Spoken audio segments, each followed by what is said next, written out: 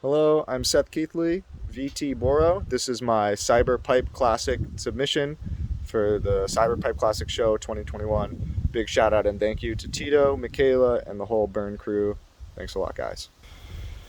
So I have designed a little spaceship based off a popular sci-fi design.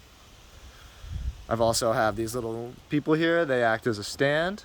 Actually, only one person is needed as a stand, or no people if you decide to mount the rig upside down like that.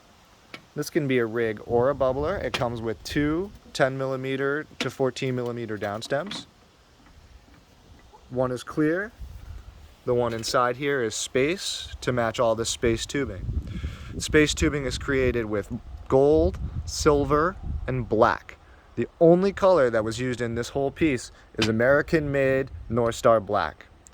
All the rest of the color is made with gold, silver, and these opals.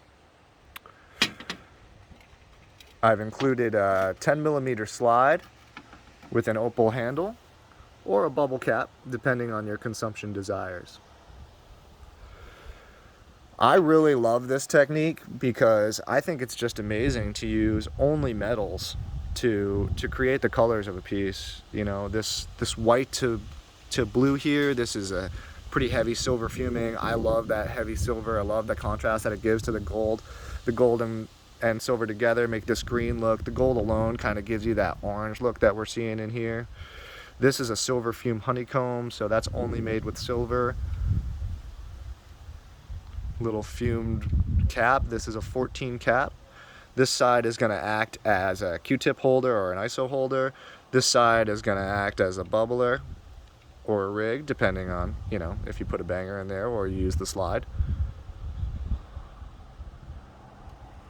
My concept behind this piece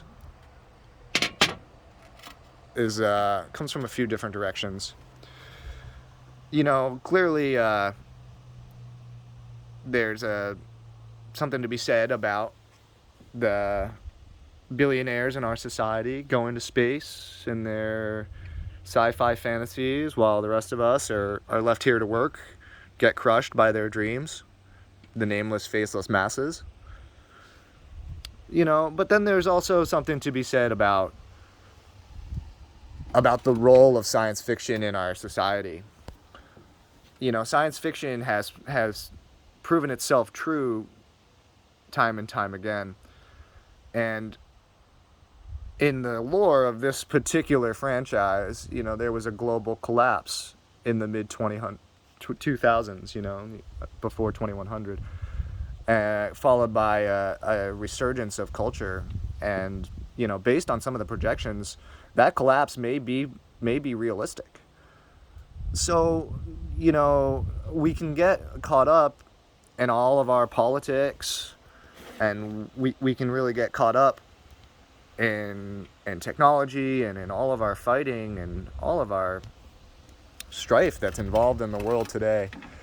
But, you know, to some degree, it's good to just escape, and it's fine to just enjoy some sci-fi, to just sit back and watch a show or a movie that you love that makes you feel like there could be a positive future, that, you know, there is a role for morality and there is a role for humanity and the cosmos as a greater. But to be noted, in that future described in this particular sci-fi universe, money and status, at least for this culture, have been done away with. You know, there is not so much the billionaires going to space on the shoulders of their minimum wage workers. You know, there's the betterment of self, and that is the goal of society, and that's the goal of life. And I think, you know, if we can keep that in mind, the betterment of self, the betterment of each other, of the ones that we love, you know, maybe our lofty science fiction goals may be achievable. But I fear if we stick to consumption and greed, you know, we may get left crushed in the dirt. Thanks.